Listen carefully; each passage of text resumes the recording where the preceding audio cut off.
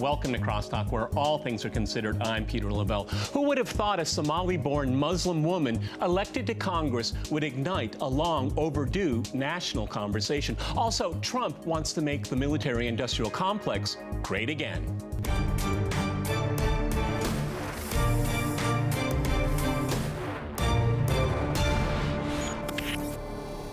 Cross-talking some real news. I'm joined by my guest, Dmitry Babich. He's a political analyst with Sputnik International. And in Athens, we cross to Alex Christoforou. He is the director and writer for the Duran.com. All right, gentlemen, crosstalk rules in effect. That means you can jump in anytime you want, and I always appreciate it. Let me go first to Athens. Alex, Congresswoman Omar, her greatest sin was not saying anything remotely anti-Semitic, not even actually anti-Israel. Her sin is to reveal the very cozy relationship Congress has with AIPAC and with Israel. And she got plummeted for it on all across the aisle, both sides. And the media continues to misrepresent what she actually said. And let me point out here, it's probably the only issue that I would agree with her on. And I think that's just what makes this national conversation very, very important. Go ahead in Athens. Yeah, I agree with you on that.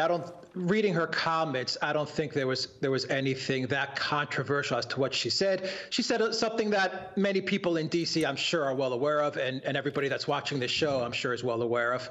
But the interesting part about this whole story, Peter, is I think the anti-Semitic Israel stuff is more of a sideshow.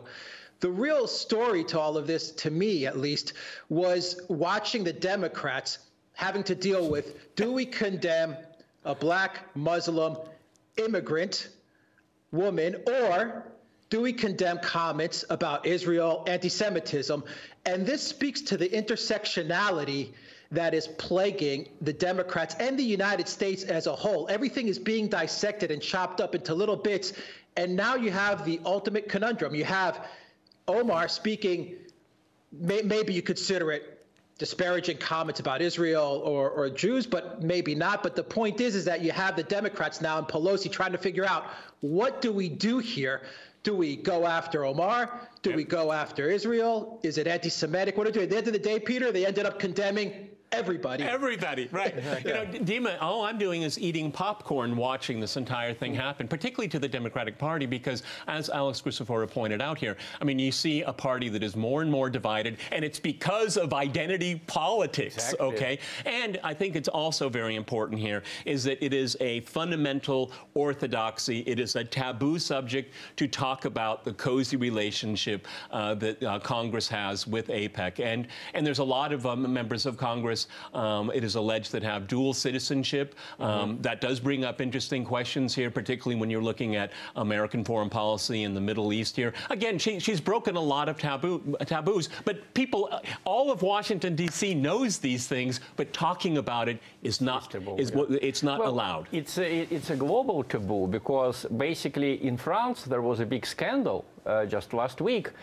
President Macron decided to put the sign of equality between what he called anti-Zionism and anti-Semitism. And in fact, by anti-Zionism, if you look at his statements, he meant any criticism of the foreign policies of the State of Israel, or any criticism of unqualified support that the United States and the European Union give to Israel when Israel has some kind of a conflict with its neighbors. In fact, you know, there was not a single Syrian soldier who entered the Israeli territory. There was not a single Syrian fighter jet that would bomb or shoot at targets on the Israeli territory. Always defensive. There were dozens of bombing raids by Israeli aviation during the last few years. Against whom? Against a country which is in raptures of a civil war. And not noticing it is just indecent, you know. Exactly. Let me go back to Athens here. Alex, also, I think it's interesting to me, at least, is that we have an immigrant, a Muslim woman from Somalia, really demanding us to think about what the First Amendment means as well, because we had this spat during the 1980s, or I remember it very, very well, where criticism of Israel is anti-Semitism, which is absolutely absurd on the face of it here. And again, I think this is what Congresswoman Omar is pointing out here, is that words have meaning the way you want them to be applied. There is no universal censor in Washington that can tell you what words mean. Go ahead, Alex. Yeah, I mean, I think it's good that, she said these things if we decide to approach them from the standpoint of talking about policy. And we can have this debate, honestly, as to what people think the U.S.'s position should be vis-a-vis Israel and the relationship between the two countries. This is absolutely fine. But I think you're exactly right, Peter, in that what's going to happen after these comments have been forgotten is that you're going to see more censorship. You're going to see more political censorship. You're going to see more text censorship. And that's going to be the result of these comments. And the censorship is going to take place in the form of, well, this person got on Facebook or on Twitter, and they said anti-Semitic remarks, you're going to be suspended, your account's going to be deleted. That's what the end result is going to be. You're going to see more of a crackdown on free speech, not an opening up of free speech, unfortunately. Dima. Well, in fact, I think we should differentiate between three different things. There is an unholy union of so-called liberal interventionists and American neocons, whose policies in the Middle East were disastrous for everyone, including Israel. Was Israel more secure after George Bush the Jr. invaded Iraq? It wasn't more secure. There was more extremism in the area. There were more terrorist groups operating. So there is this unholy union. There is the Israeli government, which is very radical, which won thanks to their own intimidation tactics. And there is the Israeli people and the Jewish people around the world whose interests, I think, are not really served by the liberal interventionists and the neocons. Well, I don't think the way Israel is talked about by the powers that be in the United States is actually, in the end, good for Israel either. Absolutely. Let me go back to Athens here. I mean, if you go to the pages of the American Conservative, they're very realist in their foreign policy. And an article comes to mind real quickly. Israel isn't an ally of the United States. I don't see what the United States gets out of it. Actually, I see only net negatives about its relationship, though you wouldn't know that from the mainstream media, which, of course, you're always. I mean, I've said often on this program, in the American mainstream media, say as little as possible about Israel and don't say anything at all about Saudi Arabia. Alex, I just don't see that it is a mutually beneficial relationship. Even I think it's detrimental to Israel itself. Go ahead, Alex. Yeah, and I think that's why they're going to try to shut down Omar, because they don't want to have this discussion. Exactly. The narrative is that it's America's most trusted ally. No one ever goes beyond that to question why it is or why it isn't.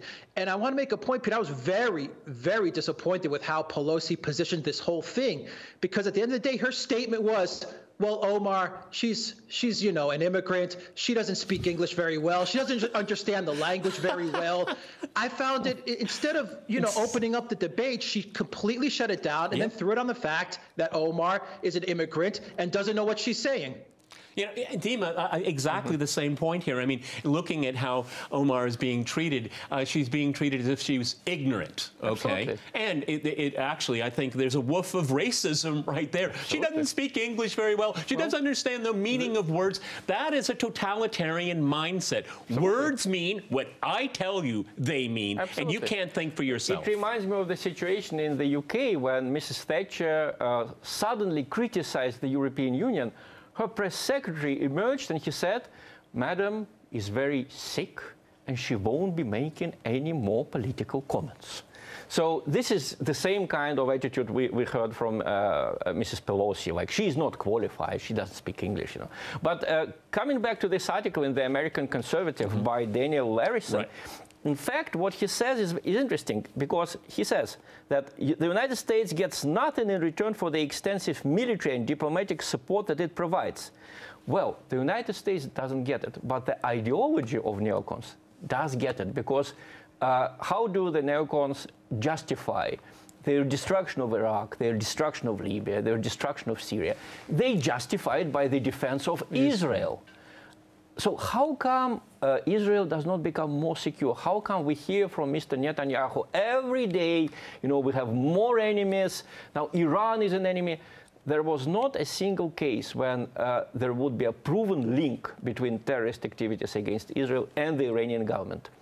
Iran itself became a victim of radical Sunni terrorism many times in the last at least 20 years.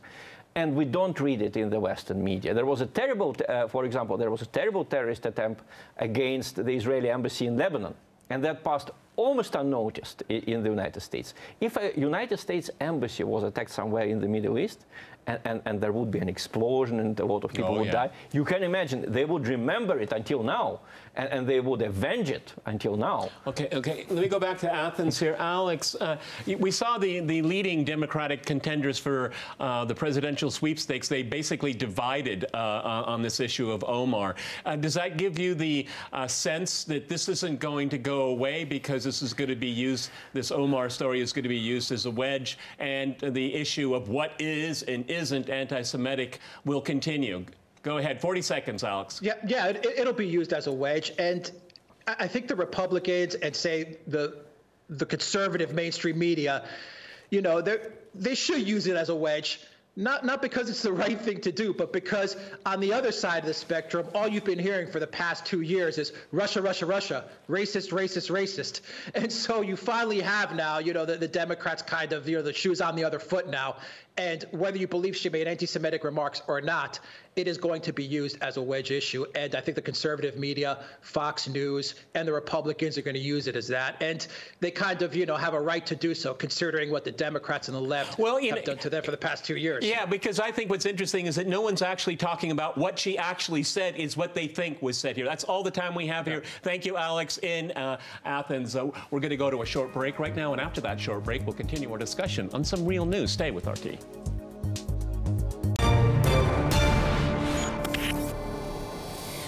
Welcome back to Crosstalk, where all things are considered. I'm Peter LaBelle. To remind you, we're discussing some real news.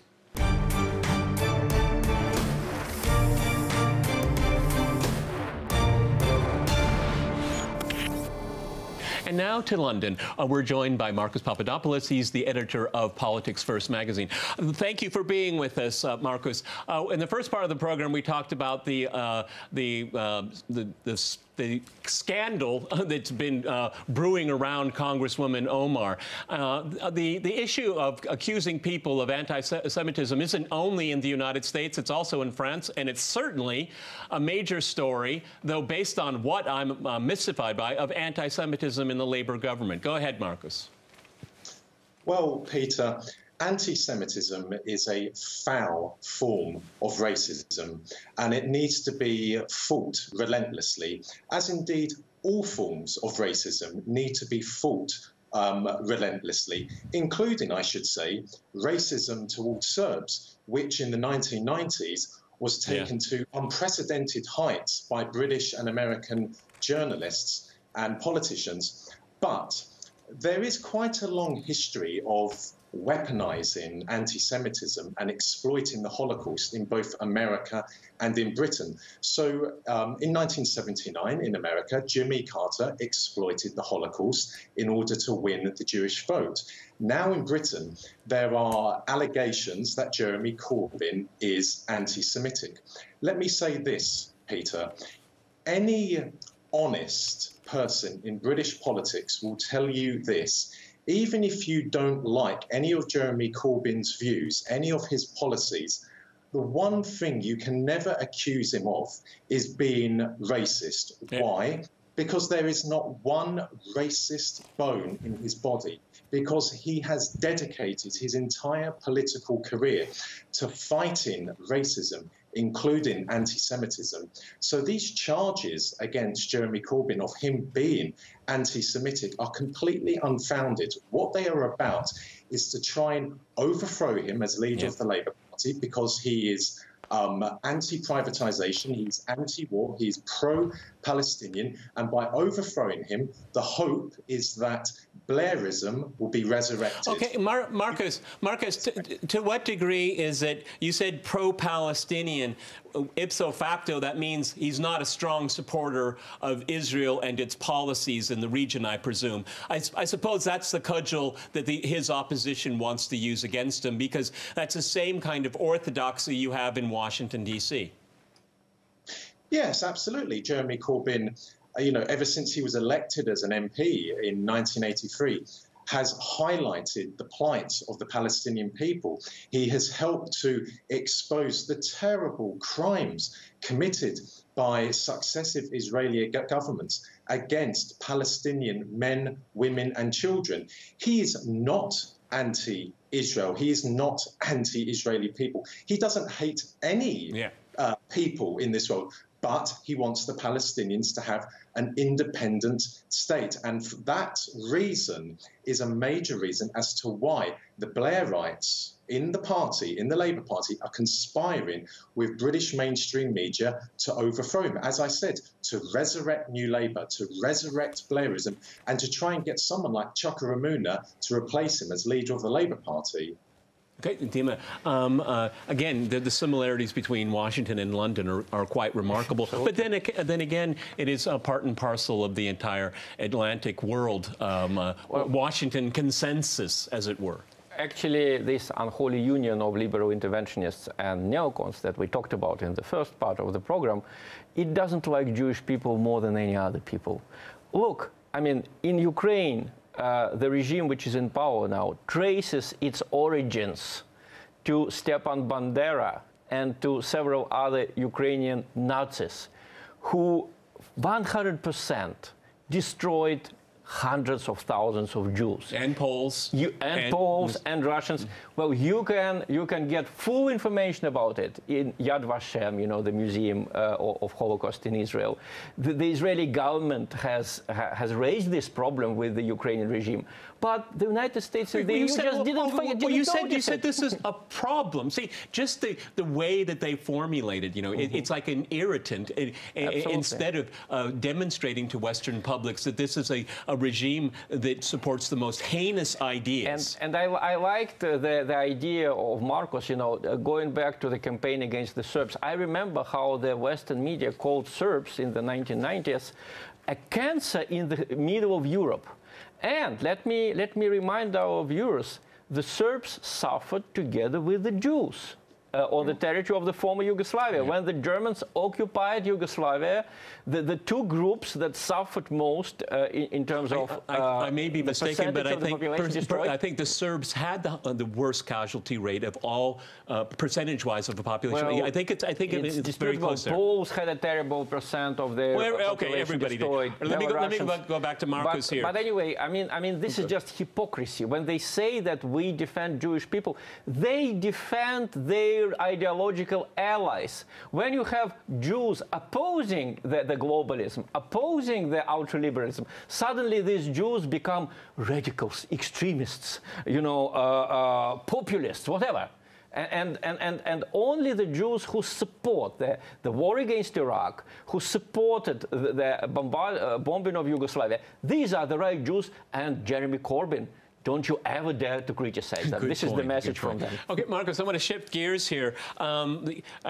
Trump's new budget's going to be coming out, and one of the things that we hear is that he has an interesting formula. He wants to charge 500, 600% on countries that are hosting American troops. And when I'm thinking right now of Japan and Germany. The interesting thing is that the people that live in those two countries, do they like hosting American troops? And do they think they want to pay even more?